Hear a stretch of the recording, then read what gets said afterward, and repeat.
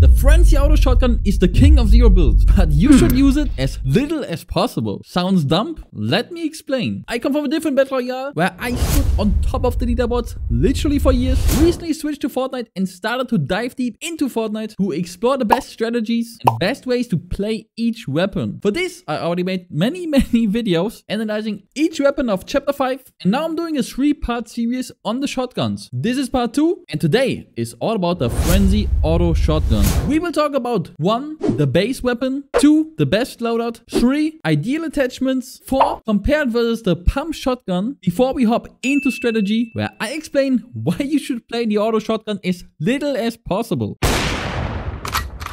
Okay, before we talk about the loadout, let's cover the base. The auto shotgun comes with absolutely insane DPS, which is why it's the king of the season. The single shot damage is pretty high for the insanely high fire rate. You will see what I'm talking about when we compare to the pump shotgun later. And the weird thing is, the range is also surprisingly good on it. Fire rate obviously godlike. Magazine size insanely good. The one thing it really sucks at is reload time. Don't worry, once we talk about attachments and strategy later, we will talk about how to minimize this. The recoil is not that good, but to be honest, we are still talking about a single shot weapon here, and I do not think anybody struggles controlling this weapon, so don't worry about the recoil all that much. Let's talk about what happens on level up.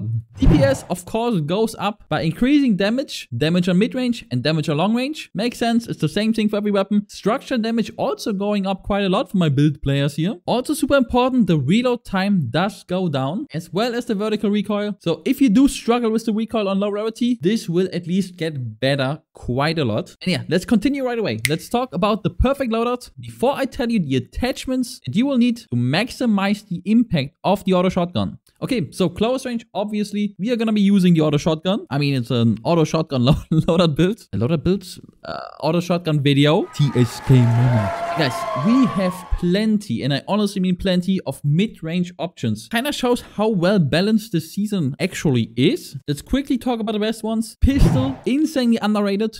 This thing is an absolute laser, and if you enjoy single tap weapons with very high accuracy as well as super good DPS, this is the thing for you to play. However, other options are the Thunderburst SMG, higher DPS, a little bit harder to control, and there is a rumor, guys, that with the next patch there's gonna be an attachment that will let us play the Thunderburst SMG without the burst. Yes, there will be an auto fire attachment, at least if the leaker is right, and I think that is insanely good. If that thing drops, if it's actually true, I will make a full new guide on the Thunderburst SMG, because I actually think this will completely shift the meta. So if the patch comes, watch out for the Thunderburst SMG, trust me on that one. Then we obviously got the Striker AR, pretty much perfect all-rounder, insane DPS. You guys know it, you guys are spamming it probably. If you can get Nisha Striker AR, perfect, you can go for it. However, my personal favorite is actually the Nemesis, at least compared to the Striker AR. Yes, it has less DPS, and for close range, it's gonna be worse. However, close range, obviously, we're gonna be using the auto shotgun. So I personally like having a little bit more range, and there is a distance when Nemesis clears the Striker AR easily. Do not believe me? Go watch the biggest video on my channel. I literally got 60% of my subscribers because of that video. So many people came on the video to hate because they were like, hey yo, Striker is easily better than a Nemesis. Watch the video, change their mind and subscribed. So cannot recommend enough checking that video out if you doubt my call here on Striker versus Nemesis. But last option is the new, or rather unvaulted lock-on pistol. This thing is absolutely busted. Just made a video on it as well. Trust me, this thing is busted. It is very comparable with the sniper rifle of all things. You're gonna think, TSK, did you lose your mind? The lock-on pistol is like the sniper rifle? Yes. If you sneak up on somebody and get to right click and use the lock-on system, you can wait until it's charged. And once you press the button, you do 100 damage for free. Of course, only works if you sneak up on enemies, but it is basically hitting a free snipe. Plus, you can continue spamming it for even more damage. This thing is super strong, and my personal recommendation for the mid-range slot. Long range, we only have 2 options. Option 1 is the common one. It's the sniper rifle.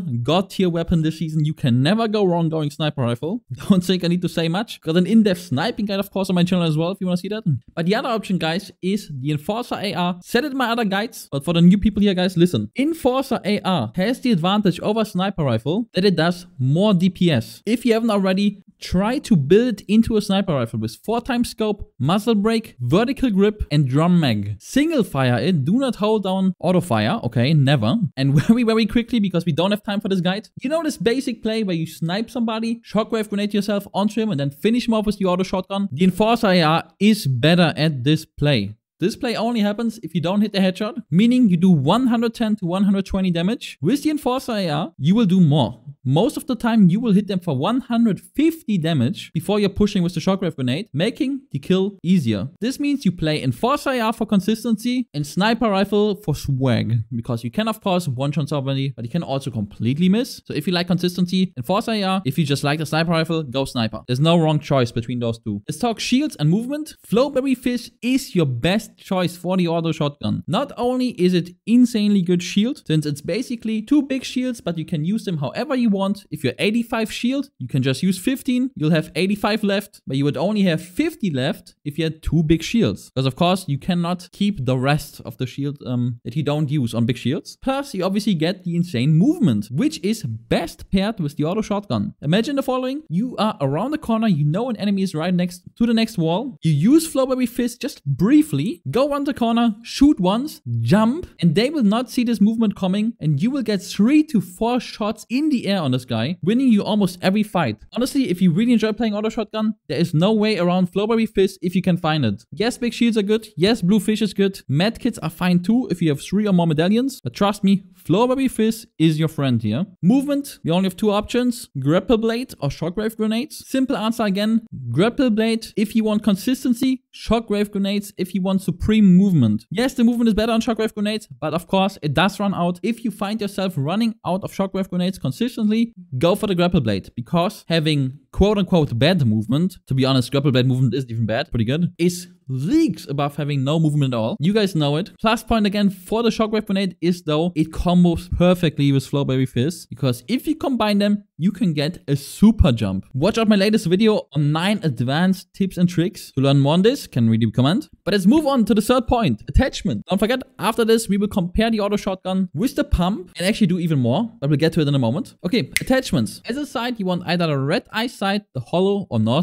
sight. It's not really hard because there is no 2x option and no 4x option. I checked today. To be honest, this is only personal preference. I like the red eye the most, but it honestly doesn't matter what you pick here. You definitely, however, do want the laser. We will mainly be shooting the weapon hip fire, especially combined with Flowberry Fizz. But to be honest, in pretty much every situation, laser, of course, making hip fire more stable and making you hit more bullets. The quick mag is superior to the drum mag, because even with the quick mag, you have enough bullets to get a kill. And the biggest downside of the auto shotgun is the insanely slow reload speed. And the quick mag makes it 30% faster. This will help you a lot of times when you get third partied, which to be honest happens all the time in Fortnite. Trust me, you will get value out of this every single match. Not even 9 out of 10 matches. Every single match, you will get value out of picking the quick mag over the drum mag. Trust me on this one. The last one is the muzzle brake. This is super useful for when you're spamming with ADS. It is rare that you actually are gonna do this, but let's say for example, you have exactly 3 bullets left and you know the enemy is around 100 HP. You really have to hit good damage on every bullet. Sometimes it's better to just ADS and make sure you hit that. Other thing is, if you sneak up on somebody, you will also get more damage out of your weapon if you just start with ADS and then switch to hip fire while you go. Okay, next point. Before we compare with the auto shotgun,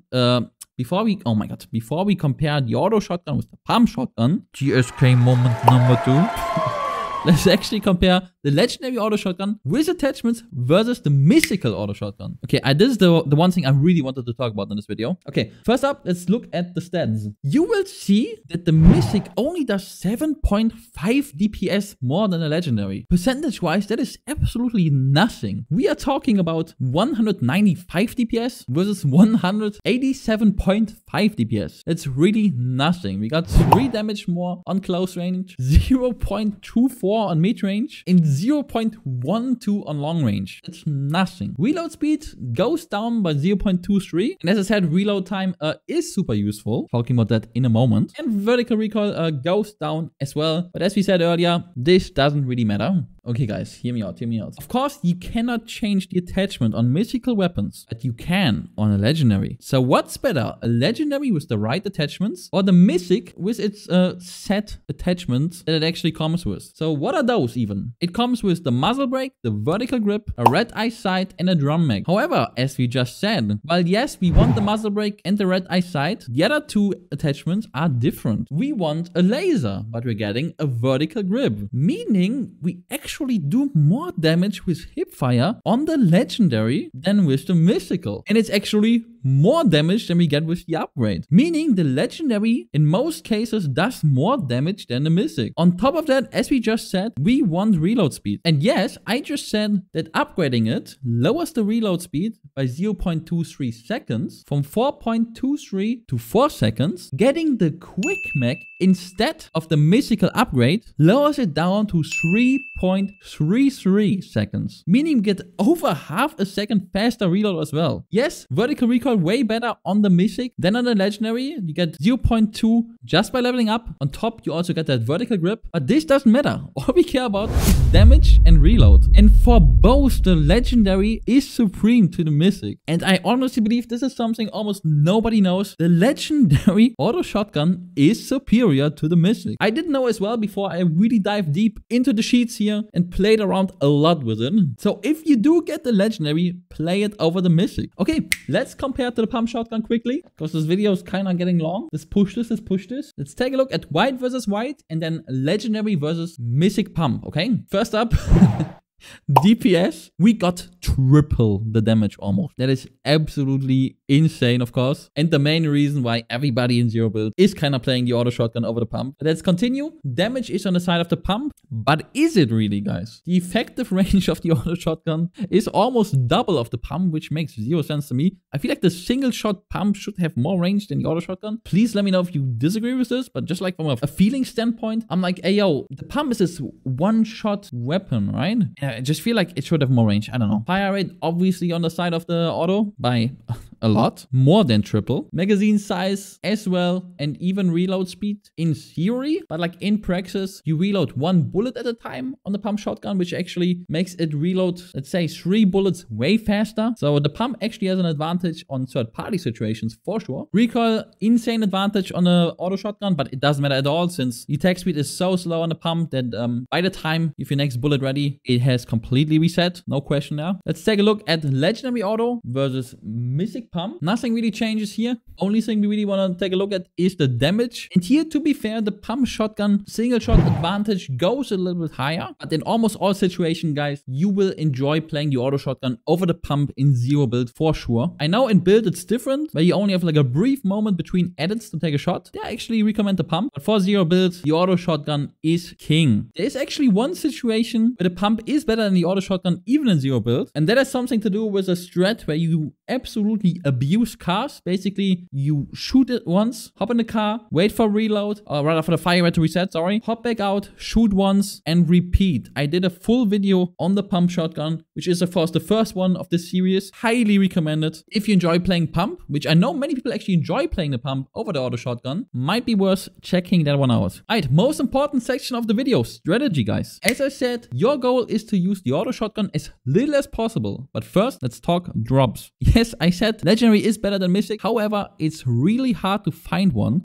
So best option is to drop Lavish Snare, get the boss, and take the mythical. If you find a purple or legendary auto shotgun, go upgrade that in the vault instead. In fight, either try to slide kick enemies around corners or jump around corners with Flowberry Fish to get the advantage. But guys, try to avoid 250 health versus 250 health fights. It's super dumb and basically a coin flip simulator. And this is why I said use it as little as possible. Yes, when a fight breaks up, super close range, and you have no other option. For example, when both players are desperately trying to get into the zone, you might have to go for this, but usually try to damage the enemy as much as possible and then use the shotgun to finish them. Only afterwards when you push with movement. The main part of every single fight should be getting the enemy lower than you are on range. And I don't mean by 30 HP. Try to get at least a 100 damage advantage and then go for the push. A classic example would be spot an enemy, snipe them without getting sniped, shock shockwave grenade yourself into them and finish them with the auto shotgun. Or if they're still too far away or are also running from you, finish them with your mid-range weapon. But for these close range encounters, again, try to use Flowberry Fist before peeking, shoot once, then jump above them and spam the shotgun. This will usually confuse them and you will deal way more damage than they will, because it's gonna take them time to actually adjust to your movement, look up, and you will get 3 to 4 shots in. This works all the time for me, to be honest. But again, try to avoid the situation as much as possible. Abuse cars, as I said before, quickly get in and out of your car and shoot the shotgun 1 to 2 times each. Also really important, before you even pick up the auto shotgun, you should subscribe to the channel.